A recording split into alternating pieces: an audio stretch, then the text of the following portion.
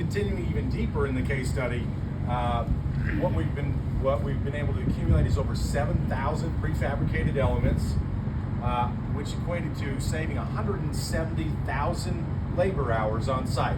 And for skilled labor, especially in the mechanical, electrical, and plumbing trades, it's really difficult to obtain those. And so at peak, we're saving, at peak man count, or peak labor count on the project, we're reducing that by over 164 skilled laborers. 164 skilled laborers is difficult to grab just from one market. So it's been very successful so far. And what it's done for us, over the last 12 months, we've gained 4 months of schedule advantage over the other project at the same time. So why, right? We've talked a little bit about that. I mean, what is this labor curve? Here's a traditional labor curve. As it goes up, I'm going to use my hands here like a weatherman. But this labor curve goes up, and here's a red line saying, this is our constraint line, saying we're probably about peaked out with our labor at so many odd employees, and so we've got this labor hump differential. And say, what do we do with that? How do we shift that? Prefabrication, shifting that work earlier. It's not a reduced amount of labor hours on the project. It's an off-site shifting of those labor hours to allow a lower number at peak. And so if there's only 50 skilled electricians in the marketplace that are available and you need 70, how do you get rid of those other 20 and keep it at 50 for a longer period of time? And so what we did is shift to that labor hump, we moved it down here and keep it more of a flat line. So flattening the curve, if we all remember that. So what that does too is also supports with QA/QC, site logistics are facilitated, reduced number of parking spaces, parking needs, toilet facilities, and even break areas.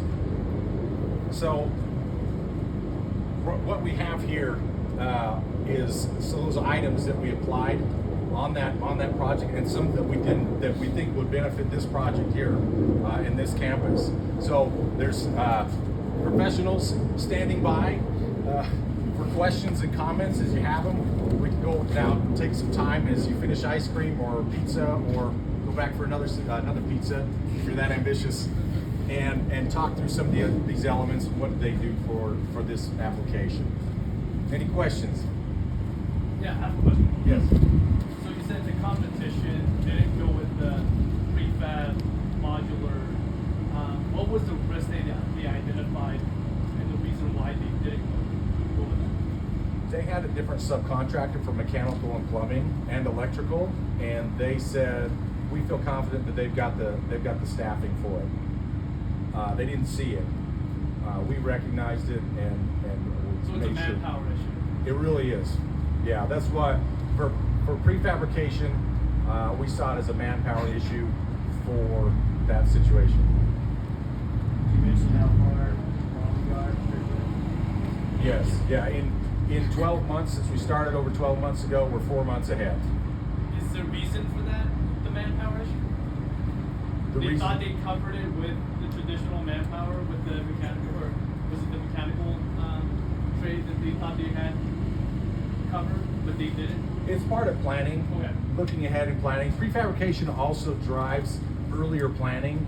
You've got to think further ahead, and so that drives the entire team culture as well as the design, saying what do we need to look forward to in 2 years rather than in 6 months, and making sure we're gathering that.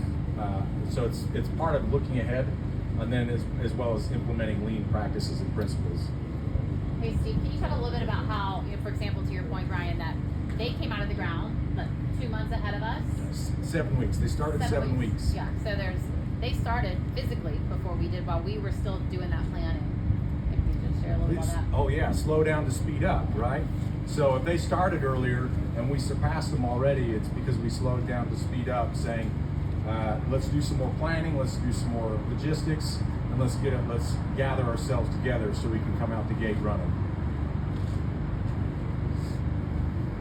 Anything else? What type of agreements were they both?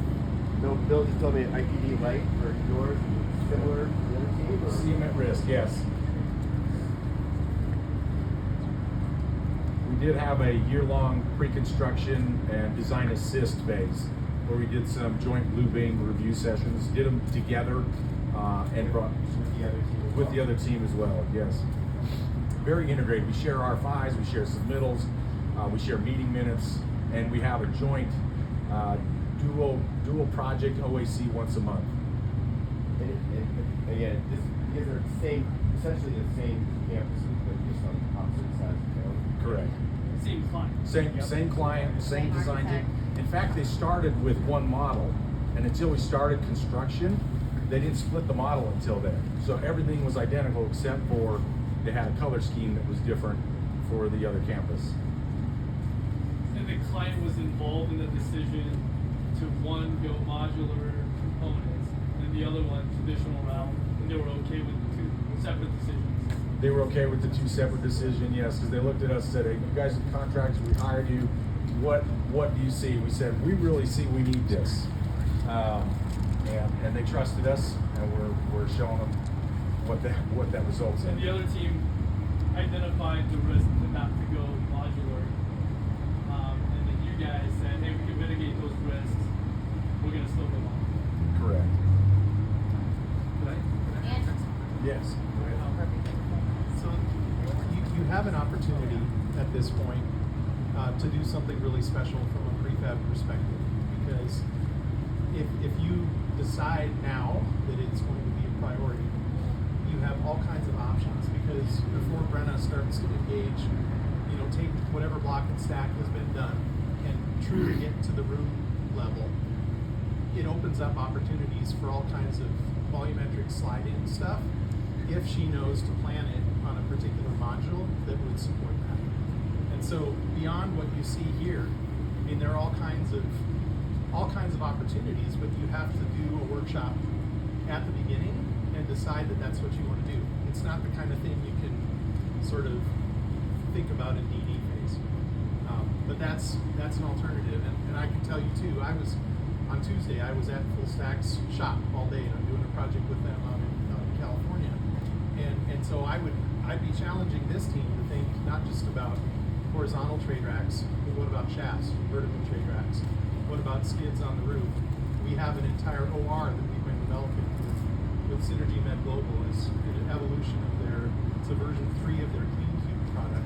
When you think about not having to do any of the MEP of an OR on site or of the sterile corridor, all that's possible, but it's the kind of thing you have to sort of set out as a goal now. It's not something that you try to save money with in DD moving into CD as you're approaching your EMP.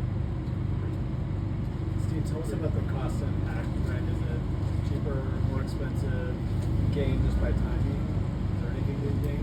In the past, yeah, so about cost. In the past, it's been more expensive, and it's about speed to market. It oftentimes offset and allowed that, saying, okay, we can generate revenue more, it offsets it.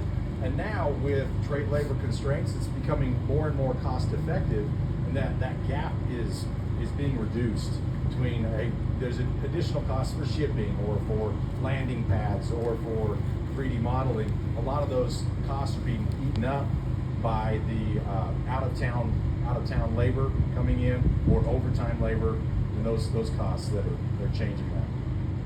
hey Steve, at contract, when this client contracted with us, and then we talk about the financial impacts then, maybe today, how there was a difference in cost.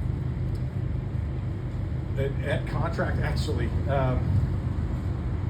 so I guess it's even aside from prefab work, on that contract, we even did a joint review of subcontractor selection together, and went through what we call draft day. We got the Monday Night Football music and and started playing that as we started the meeting. We went through and said we want this, we want this contractor here, we want that contractor there. The owner played his referee and said, all right, you probably utilize them better, you utilize them better, and went through that process. We started seeing that our buyout, as we started comparing prices between subcontractors, we were recognizing our subcontractor prices were higher through this meeting, and I started to panic thinking, what did we do? We did something very wrong. How is this going to end up? But at the end, as we compiled all the numbers together, their total GMP was far higher than ours. And as we dug into it later with them and said, what happened? Why is it different? Recognizing that our buyout was tighter, our scoping was tighter, and so they had a lot of other uncommitted budgets that were established because they didn't have as much identified in design because of prefabrication, or as much scope identified and passed along to the subtrades. So there was another benefit. It was cost certainty was established earlier on at GMP.